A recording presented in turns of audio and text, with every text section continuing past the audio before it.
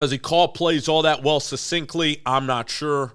Had Leonard Fournette and Blake Bortles, got the most out of Blake Bortles, has been around this gig for a long time. Is he a great play caller? I think he's better than Mike LaFleur, so I think he's a decent play caller, knows a lot of plays, is a professional. I think he's a little more exciting than like a Darrell Bevel style.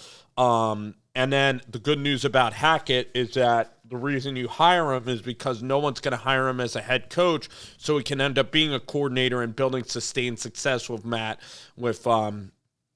Robert Saleh. Saleh, was roommates with Matt LaFleur, so, he's still tight with LaFleur, and LaFleur is really good, is friendly, I think, with Nathaniel Hackett. So I like this pairing because this can be long-term success in New York. Now, a lot of people are jumping at Aaron Rodgers. That is certainly interesting, or Derek Carr. If the price is lower on Derek Carr, you got to go with Derek Carr. I also look at Jimmy Garoppolo as being like a pretty good option, but I think Carr has the bigger arm at this stage in his career. Carr's a little bit more healthy. I would go with Derek Carr. Now, playing in the cold, that could be a question, but Derek Carr can lead you to a playoff spot. So I probably would trade for Derek Carr. Lamar Jackson's going to be a lot of money. Lamar, you don't know if Breece Hall is fully healthy. How's the offensive line going to roll? So Lamar Jackson's he's a star, and you're going to have to pay him like a star.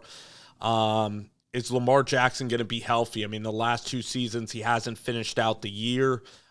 He has knee problems, which are not good. He's very accurate passer, great deep ball thrower, a guy who can win from the pocket, but a guy that can also extend the plays well, and a guy who's won at an elite level in this league.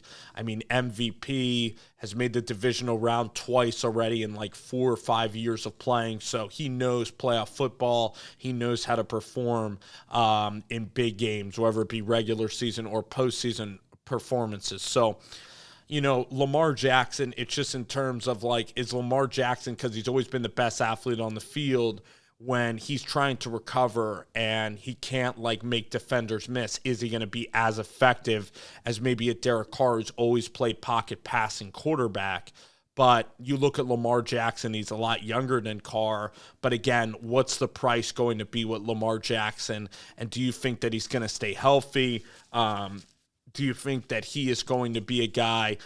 The thing about Jackson, too, is that he hasn't even worked with that good of wide receivers. He's never really had great wide receivers in Baltimore. I mean, what was it? Crabtree was like his best receiver. I'm not even sure who I know he had Mark Andrews for the entirety of the stay. But now you look at Garrett Wilson. Garrett Wilson looks like a player. You got Elijah Moore, who's shown flashes in his first 2 years. You got Braxton Berrios, who has speed. Corey Davis has played for a while. So, you got tight ends that you could throw the football to. But Garrett Wilson, drafted number 10 overall from Ohio State, had a prolific college career. He's come in. He's had a really good rookie year. He might even be rookie of the year. He's a guy that's like really hitting the ground running in the NFL in terms of he's tough to get his hands on, Garrett Wilson, and he's a guy who could break off plays and can already catch the football at a really high level. I think that connection with that quarterback and Garrett Wilson is going to help the New York Jets out. But there was a lot of dysfunction. There was dysfunction between Sauce, Elijah Moore's displeasure with the quarterback with Zach Wilson. So there's a lot of like comments going on really about scheme, about Mike LaFleur. So the Jets need stability here. They need a stable year. Last year, they were in position to make the playoffs. They had a very good season by their standards. Are they going to be consistent going forward? Maybe they could catch up with Buffalo. They're a team on the rise right now. Their D-line, Robert Saleh's done nice with that defense, but are they going to sustain in terms of maturity, in terms of the team chemistry? Because the team chemistry last year towards the end of the year completely folded, and that's why the team lost 6 games and had to fire their offensive coordinator, and then they were juggling around Zach Wilson and had no idea how to handle the situation with Zach. They played him too early, and it looks like they've mishandled the drafting of Wilson, projecting of Wilson.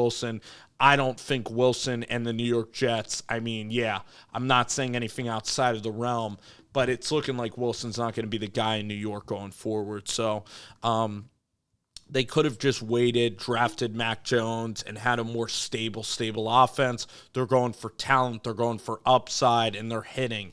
Sauce Gardner looks like a player. Garrett Wilson looks like a big-time player. It looks like they're hitting in the draft.